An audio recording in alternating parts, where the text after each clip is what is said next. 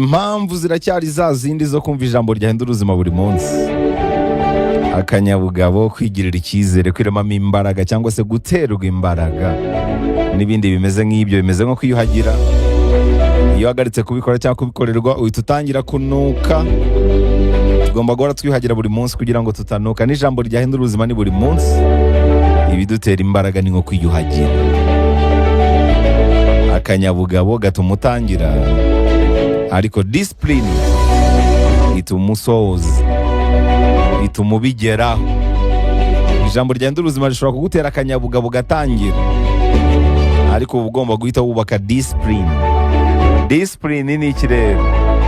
Ni ukubaka ibintu ushoboye bishobora kukorohera, wakora ubuziraherezo, wakora wiyumva neza, utiyumva neza. Icyo nicyo bita discipline. Akanyabugabo gashobora gutuma ukora n'ibintu bikurenza ubushobozi, ukabikora icyumweru kimwe ugahita uhagarara. Ariko discipline urabanza ukanimenya, ukavuga uti ngewe imbaraga zanjye nahazigarukiye, ibi bintu nabikora n'umwaka nta kintu na kimwe kirahinduka. Akaba ari byo ugenderaho rero. Gendera ku muvuduko ushoboye. Tugomba no kumva ubutumwa bwiza buri munsi kubera ko twibagirwa buri munsi. Tugeze rero ku gice gikurikiyeho cya nyakwigendera. Nyakwigendera twabonye ko ari urusobe rw'ibitekerezo byasizwe n'abahanga bamenyekanye cyangwa se batigeze banamenyekana, ariko bigashimangirwa n'abazi. Ni ijambo rero ryahindura ubuzima.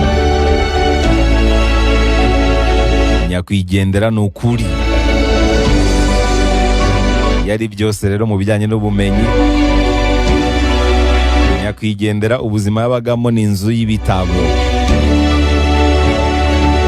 Nta mwanditsi rero butari gushishikaza, ni isomo ry'umunsi. Nyakwigendera yaravuze ngo ntukishimire mu cyaha icyo wahawe ku bw'isengesho. Ntukishimire mu kabyiniro icyo wasengeye mu rusengero, icyo wasengeye mu kiliziya, icyo wasengeye mu musigiti. Aha, tekereza kwishimira mu cyaha ibyo wahawe ku bw'isengesho. Ni kwa kundi usengera ikintu witwararika cyane, ukiranuka, ariko wamara kukibona ukakishimira mu buyobe. Ntugakore iryo kosa rero. Yaravuze ngo reka amafaranga n'abantu basobanuye byose mu buzima bwawe babe ukubiri, kubera ko urukundo n'ubutunzi ni ibintu bibiri bishobora kuba bitandukanye.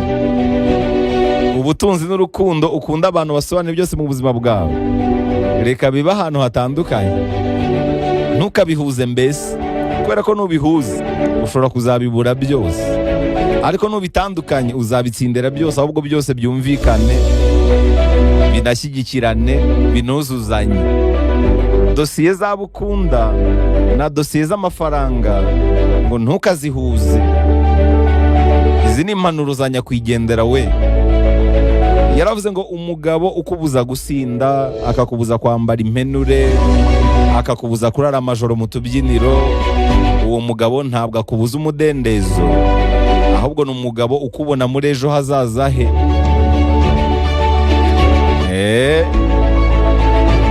Niyo mpamvu agushyiraho igitsure nk'icya papa wawe, akubona mu hazaza he.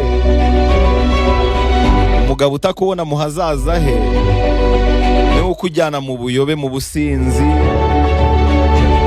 akakujyana mu majoro. Ntabwo aba akubona mu hazaza he. Umwana utari uwawe ngo umuhata inzoga n'itabi, ariko uwawe urabimurinda. Ubikubuza rero ntabwo akubuza umudendezo, ahubwo aba akubona nk'uwo. Nyakwigendera yaravuze ngo hagarika gushakira ibyishimo mu bandi bantu, kuko nabo bari gushakisha ibyabo. Aranavuga ngo gutakaza igihe ni bibi cyane kuruta gutakaza amafaranga. Amafaranga watakaje yagaruka, ariko igihe watakaje ntikijya kigaruka. Yaravuze ngo guceceka nibwo burinzi burenze ubundi bw'iterambere. Yaranavuze ngo ntugatere ubwoba umuntu udafite icyo ahomba. Ntugahangane n'umuntu udafite icyo ahomba. birangira rero wihombeyemo. Urwana n'ingurube mwese mukandura, kandi ingurube y'ibikunda umwanda.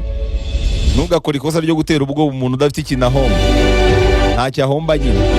Numutera ubwoba uzarangira uwihombeyemo. Nyakwigendera avuze ijambo rikomeye cyane ku bashakanye, ngo kuba mwiza ntabwo bituma umugabo agumana nawe. Kuba uteye neza, ufite ikimero, ngo ntabwo ari byo bituma umugabo agumana nawe. Noneho ngo no kuba mwiza mu buriri ntabwo bituma haguma. Ntabwo ari cyo kibikora. Yongeraho ngo kuba utamuca inyuma nabyo ntabwo bituma haguma. No kuba iruhande rw'iteka ntibituma haguma. Ahubwo ngo uzi ikintu gituma umugabo agumana nawe, ni ukumurinda ikintu cyitwa drama, ndetse no kumwubaha. Ngo ni ibyo ngibyo. Drama ni iki rero? Drama ni nk'ibintu by'imikino, ibintu by'iteshamutwe ariko biri aho ngaho. Muri make imvururu zihoraho ni drama. Akavuyo gahoraho ni drama. Umugabo aba ashaka umugore umurinda drama kandi umwubaha, umurinda imvururu za hato na hato, kandi akongera akantu ko kumwubaha. Muri make ni umugore umurinda ibiteshamutwe ubundi akamwubaha. Ibyo bindi ntabwo bishobora kugumana umugabo. Niyo mpamvu ushobora kubikora ukabyihingamo, ariko umugabo ugasanga yisangiye wa muntu utuma tuza umurinda drama. Ntabwo abagabo ngo bakunda drama. Nyakwigendera avuze ngo umuntu wenyine ukeneye ko avuga yego mu buzima bwawe nuriya urebe iyo wirebye mu ndorerwamo, ni wowe ubwawe. Nyakwigendera avuze ngo iyo ukuye inzoga mu buzima bwawe, ubu nirukanye icyarimwe kanseri, indwara y'umwijima, gusesagura, inshuti mbi, agahinda gakabije, gusinzira nabi, n'ibindi n'ibindi. Nuvuga inzoga ntabwo igiza yonyine, nta nubwo ijya igenda yonyine. Iyo uyinyweye ubwo uhita izana n'ibindi bintu byinshi kandi bibi. N'iyo uyiretse ijyana n'ibibi byinshi. Amahitamo rero ngo aba ari ayawe. Nyakwigendera avuze ngo soma buri kantu kose mbere yo gushyiraho sinya yawe. Mbere yo gusinya abanza usome byose. Aranavuga ngo ni umunyembaraga uriya useka no mu bibazo. Yaravuze ngo ni byiza kwiga kunezerwa nta na kimwe wishingikirijeho. Iga kubaho wishimye udafite abantu n'ibintu ukunda, kubera ko isi nta na kimwe gihoraho. Ku isi nta na kimwe gihoraho. Birashoboka ko umunsi umwe mu gihe nyacyo ushobora kubura ibyo ukunda n'abo ukunda, cyangwa nabyo bikakubura. Yaravuze ngo ntugasuzugure icyo ishyari n'umujinya bishobora gukora. Umujinya w'amasegonda make ushobora kukubeshaho ubuzima bw'ibihano imyaka 10. Aranavuga ngo iyo udafite amahoro nta kindi kintu na kimwe kiba gifite icyo kivuze. Ushobora kuba ufite amafaranga menshi, imitungo runaka n'ibindi, ariko byose biburizwamo mu gihe nta mahoro. Yaravuze ngo ibibazo biri ku isi biriho kugira ngo bidufashe kumenya intego yo kubaho.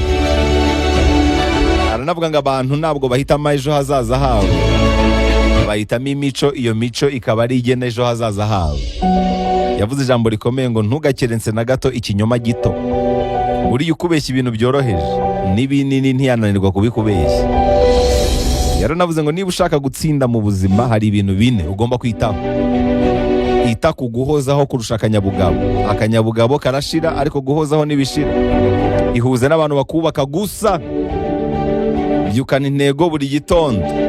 Ntugatume ibirangaza bikwibagiza intego yawe. Yanyuma icyakane, buri munsi ukora ikintu kimwe gisanzwe kigutera ubwoba. Mu magambo yose Nyakwigendera yavuze mu nyemere nyasoreze kuri iri, yaravuze ngo ntugasangize amabanga yawe yose inshuti wita amagara, kubera ko izo nshuti nazo zifite izindi zita amagara, nazo zisangiza byose.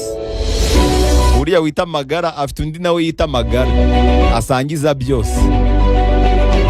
Ibanga ni iryawe wenyine rero. Agakeregeshwa narenzaho Nyakwigendera yaravuze ngo yuhangayikishwa n'ibyaha byawe, kuko Imana ntizakubaza ibyaha by'abandi. Iby'abandi urabishaka iki? Hangayikishwa n'ibyawe, iby'abandi ubyihorere. Ngaya rero amagambo akomeye cyane yavuzwe na Nyakwigendera. nyakwigendera ni urusobe rw'ibitekerezo byavuzwe n'abantu bazwi cyangwa se batanazwi ariko bigashimangirwa n'abazwi. Ijambo rero ryagucitse, reka dore kuri YouTube channel _TV, genda ukore subscribe tubana buri munsi mu ijambo ryahindura ubuzima.